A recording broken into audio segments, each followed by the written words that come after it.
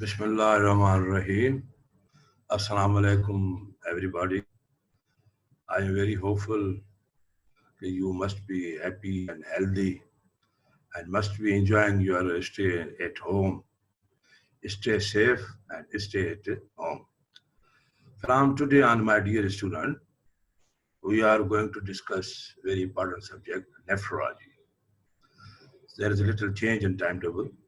First, we will discuss kidney diseases. Then in last lecture, we will discuss chronic acute complication of diabetes, particularly diabetic nephropathy. So today we are going to discuss diseases about the kidney, very common diseases about the kidney. They are common, they are important from clinical point of view and from examination point of view. So I have selected very important and very common diseases which really you have to face in examination, theory and viva, and very careful and listen very carefully. Okay, my dear, and I will also tell you about a few MCQs which are mandatory to come in examination. So you all know kidneys are very vital organs. There is no life without kidneys. If someone has no kidneys, he can't survive. So kidneys are vital organs. As heart is a vital organ, brain is a vital organ, lungs are very vital organs, liver is vital organ. Likewise, kidneys are vital organs. There is no life without kidneys. Why kidneys are vital? Because if kidney fails, then one can't survive the life. One can't survive. One has many problems, and after facing these problems, he has to die. So kidneys are vital, and we have to be very careful regarding our kidneys, regarding our all vital organs. देखिए अगर एक आंख नहीं है तो बंदा देख सकता है, एक कान नहीं है तो बंदा सुन सकता है, टंग पे नहीं है, जबान में नहीं है तो बहुत बुरी बात, लेकिन काम चल सकता है, he can still survive. But one cannot survive without kidneys, without liver, without heart, without lungs. So we have to be extra careful. We have to be careful of every part of our body, but we have to have extra care regarding vital organs. These kidneys are vital because they perform vital functions in our body. Very important function of the kidney, as you all know, is the excretory function. Kidney excrete very important things from our body, like acids. Normally we produce metabolic acids in our body. Like toxins. If they toxin accumulate in the body, they kill the person. If acids accumulate in the body, called the metabolic acidosis, it can kill the person. So excretory function is very important function. We suppose take extra water. This has to be excreted, extra water. Otherwise, patient can have a pulmonary edema, which is a life-threatening condition. We are taking many drugs, okay? And they all are almost more than 90% drugs are excreted, mainly excreted by kidney. Remaining 10% drugs are excreted by kidneys, as well as by liver, as well as by intestine. So 90% of our kidneys are only route of excretion is kidney. So this excretory function of the kidney is very important, very vital. The another function of kidney is regulatory function. Kidney regulate our blood pressure. Kidney regulate our body fluid, total body fluid. Kidney regulate our very important serum electrolytes like potassium. Patient can have hypokalemia or hyperkalemia. The kidneys are not performing function. Patient can have hyponatremia, decrease in sodium, serum sodium, hyponatremia. Patient can have hypernatremia, again life-threatening condition. So these important electrolytes, patient maintain bicarb, patient maintain this excrete and maintain this uric acid level, calcium level. This all is mandatory. to maintain these electrolytes. Then very important function of kidneys are endocrine functions. 90% our erythropoietin, which is mandatory for the RBC formation, for hemoglobin synthesis. RBC are very important. They are carrying hemoglobin, carrying oxygen, supplying every cell of the body. This hemoglobin, and this hemoglobin is maintained. This RBC quantity is maintained by erythropoietin, and 90% this erythropoietin is by liver. 10% this erythropoietin, 90% this erythropoietin is from kidney, and 10% is from liver. So you see how important contribution of kidney regarding erythropoietin is, and how important erythropoietin is. No erythropoietin, no hemoglobin. Just imagine. How can one live without very low hemoglobin like 1 or 2 gram or 3 gram or even less than this? So kidneys are very important regarding also endocrine function. Then kidney activate vitamin D, because in kidney there is an enzyme 1-alpha hydroxylase. 1-alpha hydroxylase. This enzyme activates 25 dehydroxycholecalciferol into 125. Now this is active vitamin. This can absorb calcium. This can reabsorb calcium. This can maintain the blood level of the calcium. So this again hypocalcemia cause the bone breaking, bone weakness, fractures, spontaneous fractures of the bones, bone weakness. We all stand, we all walk, we all sit on bones. These bones are very important for us. This is not for only activity bones are required. For many other things, bones are required. So my dear, these three functions, very important function: excretory function of the kidney, regulatory function of the kidney, endocrine function of the kidney. These are very important functions of the kidney. That's why kidneys are vital organs. But unfortunately, this one vital organ sometimes fails to perform. Acute renal failure, if it fails abruptly but reversibly, acute renal failure. Patient can have a chronic failure, gradual loss of renal function, and irreversible loss of renal function. Gradual loss and irreversible loss, chronic failure. Abrupt loss and sudden loss and reversible loss, acute renal failure. So this vital organ sometimes fails. And today our topic is acute renal failure. Okay, how acute renal failure is there, and what causes acute renal failure, and what are the causes and diagnosis of acute renal failure. Definition, I'm told, abrupt loss of these renal function, resulting into accumulation of the uremic toxins, excessive fluid in the body. But this is reversible and having short, limited course. Again, I repeat for you, because it comes short note or long, I say, on acute renal failure. What is the definition of acute renal failure? Acute renal failure is an abrupt or sudden loss in function, resulting into accumulation of the nitrogenous waste products, excessive fluids, which is reversible and having short, limited course. So the definition of acute renal failure. It has to be recovered within 3 months. It has to be very normal within 3 months. If not, if any renal failure which lasts more than 3 months, it is called the chronic failure. Now it is irreversible, not reversible. It is irreversible, and it is called the chronic renal failure. So acute renal failure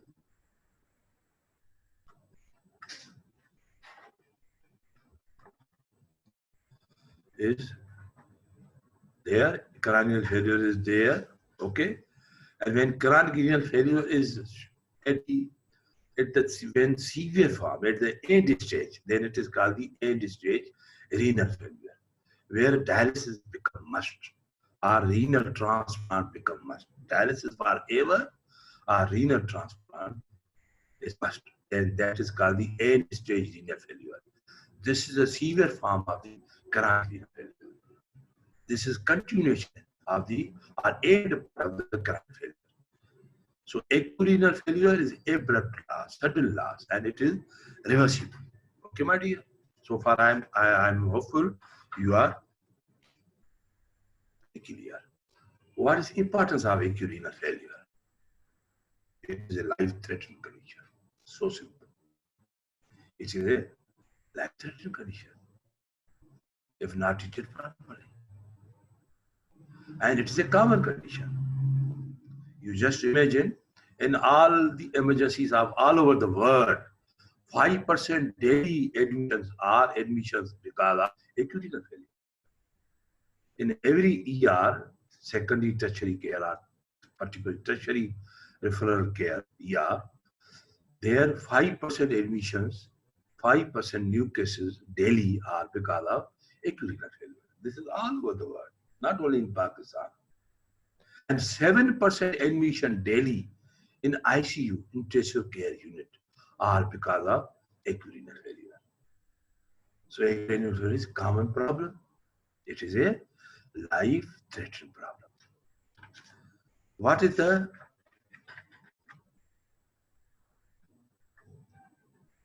definition? I have told you just sudden and reversible. What is the cause of acute renal failure? Acute renal failure has 3 courses. It is a 3 steps. It goes in 3 steps. Number 1 step or number 1 course is oliguric to anuric phase, which lasts from few days to 2 weeks.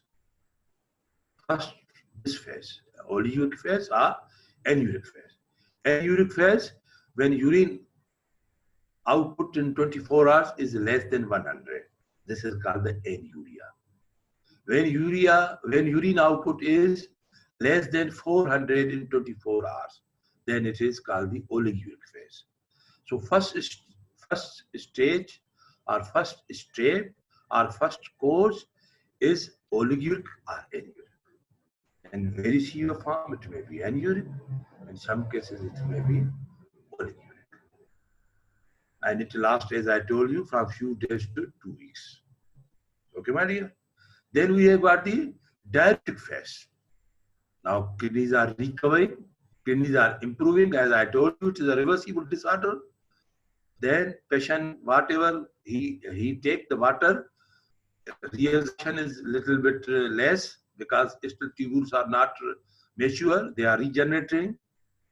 So there is a diuretic phase. Patient has a diuretic phase and it lasts in few days. We have to manage this phase very carefully because in this patient from oliguria and urea have a polyuria. Patient have a polyuria. So we have to now replace by fluid because patient is having polyuria. So first phase, oliguric phase or anuric, then diuretic phase. The third phase is phase of recovery, where now kidneys are totally recovering or recovered. Then we call this a phase of recovery. So there are, my dear, 3 steps or 3 courses. Oliguric phase or anuric phase, number 2, diuretic phase, number 3, phase of recovery. What are the causes of acute renal failure? Causes we have divided into 3. Perirenal causes, renal causes, post-renal causes. Perirenal causes, which contributes almost in 70% of cases. Perirenal causes are important causes because they contribute in almost 70% of cases. You can say from 65 to 75% of cases. Then we have renal causes. This contributes in 20 to 25% of cases. Then we have post-renal causes. This is 5 to 10% of cases, responsible in 5 to 10% of cases. What are the perirenal causes? All those causes which cause hypoperfusion of the kidney, which causes hypotension, hypovolemia. These all causes are called the perirenal causes, like diarrhea, like vomiting, like excessive biliary loss on the road traffic injury, in the operative theatre during surgery, excessive biliary loss, during fighting, excessive biliary loss. This biliary loss may be revealed, may be visible, may be internal injury may be there.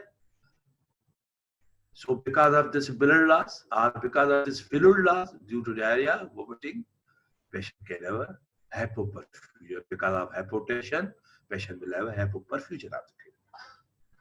Now, for normal blood supply to the kidney, patient has to have a normal blood pressure.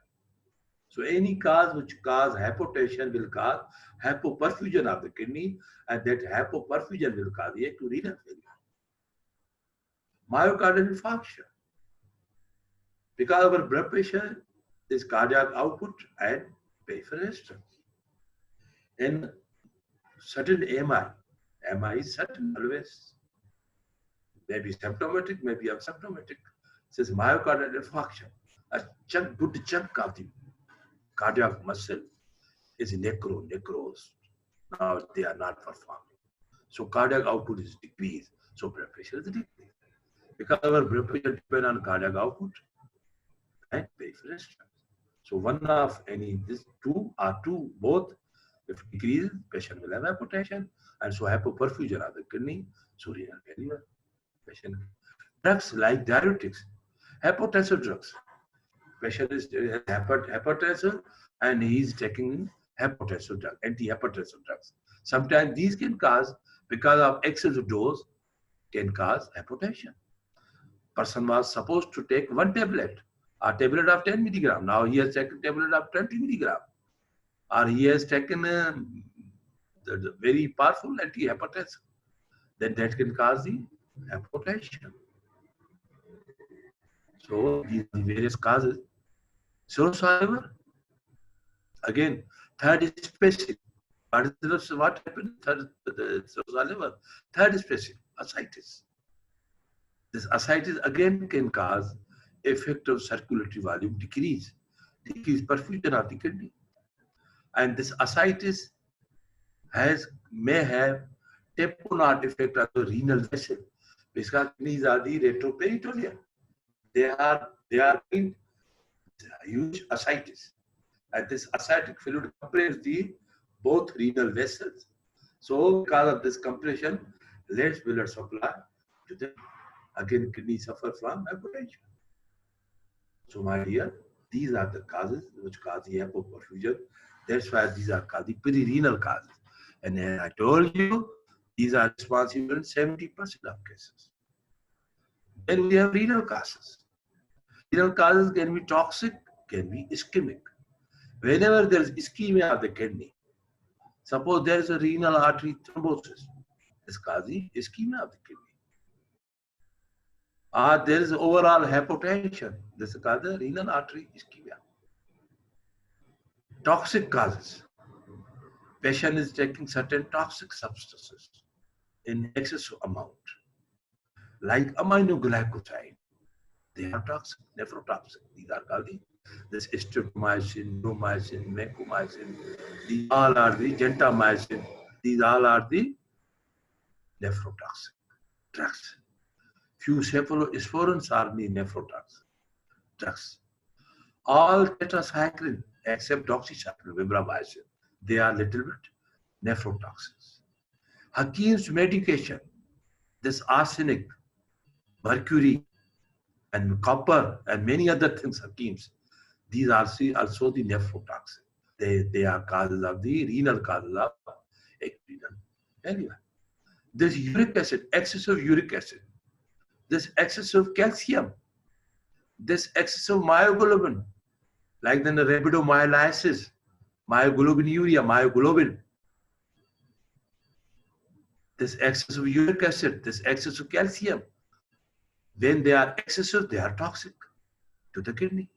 So these are the toxic causes of the ATN, acute tubular necrosis, which is also called the renal causes of the acute renal failure. And this is responsible in 20 to 25% of cases. Then, my dear student, we have the post-renal causes. What are the post-renal causes?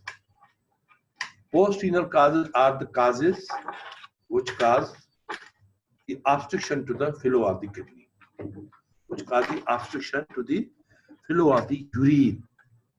Like patient is having the bilateral obstruction due to stone, due to growth, benign growth, secondary growth, malignant growth, prostate, enlarged prostate, very important after 50 years of age.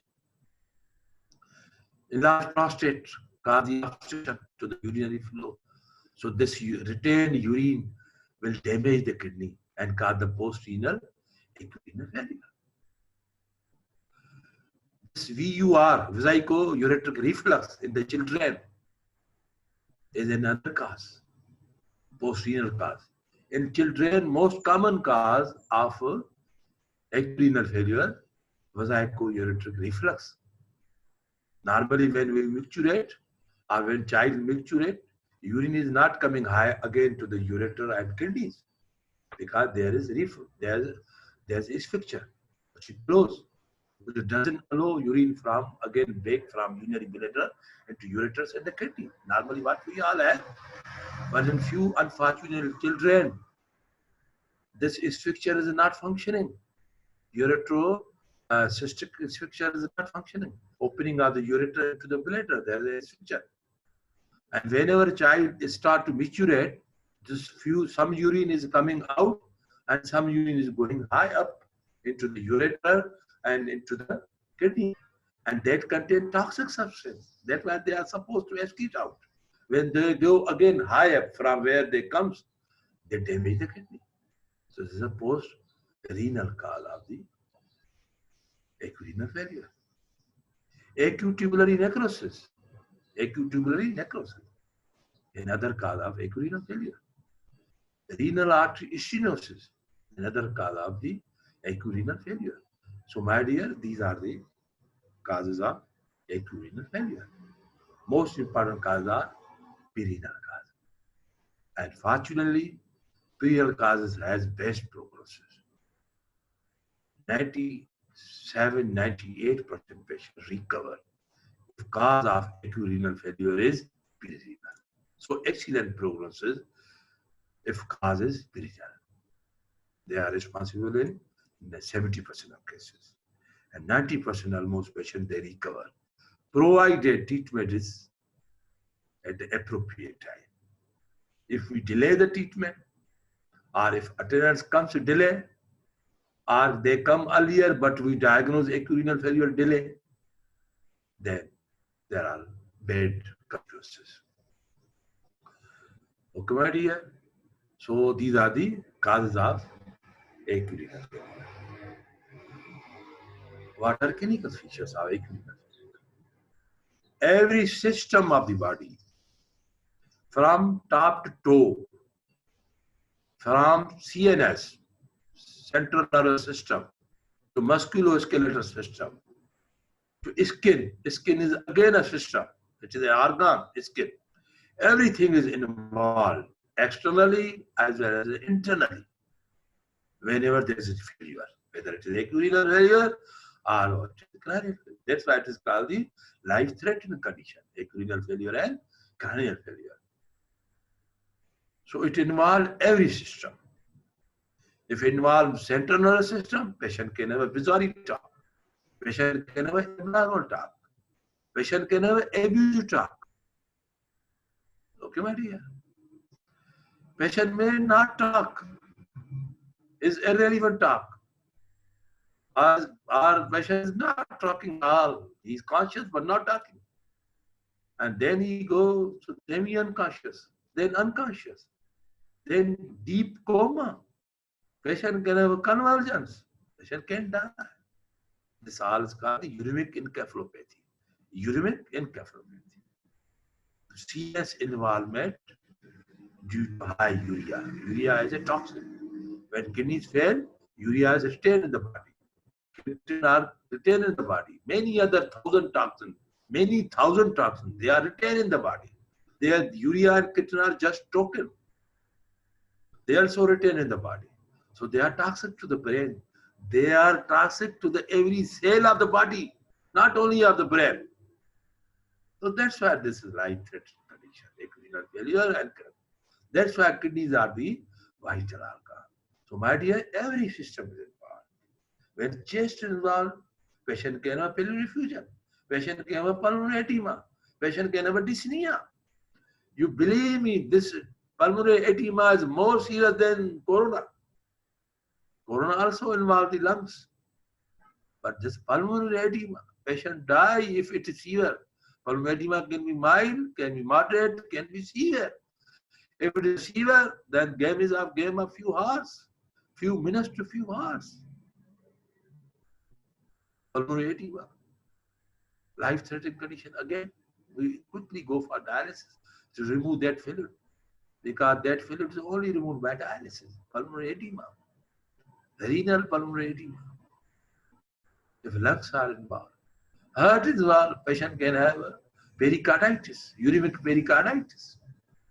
Patient can have a metabolic acidosis, again life-threatening condition. Patient can have hyperkalemia, again life-threatening condition. Every system is involved. Most common system involved among all is GIT. That's why that is before you. Most commonly patient has nausea, vomiting, hiccup, anorexia, epigastric pain, abdominal pain. These are the most common symptoms which every uremic patient has. Whether acute uremia means acute renal failure or chronic uremia means chronic renal failure. GIT system is most common. This is again MCQ. What system is most commonly involved? Respiratory system, false. CNS system, false. Musculoskeletal system, false. Cardiovascular system, false. GIT system, true. This is MCQ. I'm telling you. So GIT system is most commonly involved. Come on here. Every system can get involved, mind it. Because it high urea, high creatinine, these toxins are permeable to go into every cell of the body, inside the body, and they cause damage. ये corona तो सिर्फ lungs के cell में जाता है. This high urea and other toxin can go every cell of the body, not only the respiratory cell, not only the lung cell, every cell of the body, brain cells. And disturb the osmolarity of the cell and cause the dysfunction of the cells. At the end, these cells are failed. They are not functioning their function. Just imagine. So, my dear, every system is involved. Vast majority of signs and symptoms are there. Depending on the severity of the acute renal failure, depending on the duration of the, and as I told you, depend on the cause. If cause is renal, then things are less severe. Prognosis excellent. Prognosis good. If cause is renal or post-renal, then excellent is not. Prognosis is not as excellent as in pre-renal cause. And duration is again very important. So my dear, so every system is involved in the uremia, acute renal failure. Now comes how we diagnose acute renal failure. Okay, are you getting me or not? I hope you are with me. How many students are there? This is just a recreation for you people. 63. This 63. Is 63. 64. Good. So my students are sitting there. Good. Very good. You are showing your interest. Because teaching is a bilateral. ये दोनों हाथों की तालियां है. You show interest, teacher show more interest. And this is what for we are. We are in ISRA, we are on the line because of teaching. Teaching should be our aim. Okay? More we teach, more we learn, more we have knowledge, better we the doctor we are. So keep your motto, keep your aim of life to be a good doctor. not just doctor. Very good doctor is our aim, is your aim. Okay, my dear? A doctor family can proud of. So this is our aim. इतना कोशिश करोगे तो इतना तो हो ही जाएगा ना. कोशिश इतनी छोटी करोगे तो क्या होगा? So जब थोड़ा थक जाओ अपने आप को इस तरह रिक्रिएट करो, मोटिवेट करो. Self motivation is more important than motivation by the other people. अपने आप को मोटिवेट किया करें पढ़ने के लिए. थक जाए आंखें बंद करके थोड़ा सा आराम कर लें, अपने आप को मोटिवेट करें. This is your job. This you are before Shaila, Shana, Shagusta, whatever. Now you are Dr. Shagusta, Dr. Shaila. So now doctors come before your name. This is so important for you. So we have to be very good doctors. We have to prove ISRA students are very good students in behavior, in manners, and more particularly in knowledge. We have an excellent medical knowledge because we are excellent. We are excellent students. I am talking about you. Okay, my dear? So, diagnosis. In exam, when we ask about the diagnosis, most students jump on investigation. No, wrong. Diagnosis always from history, examination, and then investigation. In examination, there is some exam phobia. One is not 100%. In exam, most students, few students who are excellent students, they are more than 100% in the exam. Okay? So when we ask the diagnosis, they jump on the, sir, we will go for urea, we will go for serum creatinine, we will go for the green. No, my dear student. It is always from history, then examination, then investigation. What this will tell us about? What is our aim to take history, examination, and investigation? Number one, is my patient suffering from acute renal failure? If yes, then what is the cause? Is it a renal cause? It is a renal cause, or it is post-renal cause? And number three, our aim is what is the severity of the acute renal failure? It is a mild acute renal failure, it is a moderate acute renal failure, or it is a severe acute renal failure. So severe patient need acute dialysis. As soon as possible, patient need dialysis. If he has a severe acute renal failure, patient has a mild acute renal failure, he can be even treated without admission, just a home admission if possible. Otherwise, in ward admission. If it is mild, but it is moderate or severe, we have to admit the patient in ER or in ICU. So, diagnosis of every disease, not only of acute renal failure, always remember, is in 3 steps. Number one, history, then examination, then treatment. History is in an art. History is in an art, which doesn't know every student. It comes by taking and taking and taking, because practice makes the man perfect. You take more and more and more histories, you are very accurate on the accurate history. You are very good at a good history. History can be very good, when be not good. It is good when it point out diagnosis, when it is precise. Okay, my dear? So it is a practice which makes the man perfect. So history is very important.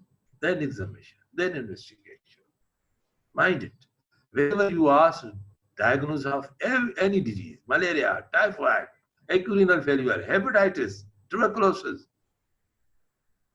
always history, examination, and then investigation. Clear?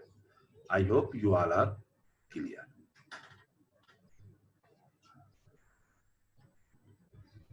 Now, after diagnosis, we have the diagnosis case. What is the treatment of acute renal failure? As I told you, treatment depends on severity. If patient has a very severe renal failure, like patient is having uremic encephalopathy, patient having hyperkalemia, patient having pulmonary edema, then we look for dialysis. Patient has metabolic acidosis. These are the 4 emergencies: pulmonary edema, uremic encephalopathy, metabolic acidosis, hyperkalemia. There you can't delay the dialysis. Every single minute is important. So every severe patient requires dialysis, particularly these 4 conditions as I told you. There should be no single minute wastage. The treatment again depends on etiology. If there is a prerenal cause, means patient having dehydration or blood loss. If patient has dehydration, and this dehydration has caused acute renal failure, rehydrate the patient. Rehydrate by dextro water, rehydrate by the normal saline, dextro saline, rengolactate. If there is a blood loss, then of course blood transfusion. This is the treatment according to the etiology. If high uric acid is a cause, the cause. If Hakim's medication is a cause, which is the Hakim's medication. Blood pressure low, hypotension is a cause. Increase the blood pressure by giving inotropic drugs.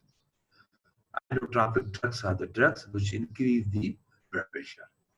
If patient is hypotension, these are the dopamine, these are the dopamine, and this is the norepinephrine. So we have 3 drugs called the inotropic drugs.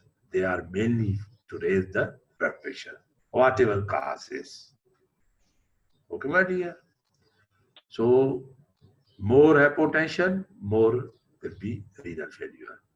So we have to teach this hypotension. Explanation and education of the family is very important. Family is very disparate, depressed. We being a doctor, we have to cover the family as well. माँ कोने में बेचारी रो रही है, मेरे बेटे का क्या होगा, बचेगा नहीं, बच्चे का गुर्दे खराब है. We have to console his mother, father, brothers, sisters. बहनों तो भाइयों से ज्यादा प्यार करती हैं, बेटियां तो बाप से ज्यादा मोहब्बत करती हैं, बेटे माँ से ज्यादा मोहब्बत करते हैं, बेटियां बाप से ज्यादा मोहब्बत करती हैं. हमने देखा है जो इवन पेरेंट्स जो है, female are taking more care of parents in compared to the men. हम तो हॉस्पिटल में देखा है, वो तो थोड़ी देर खड़ा रहेगा, फिर कोने में जाके दोस्तों के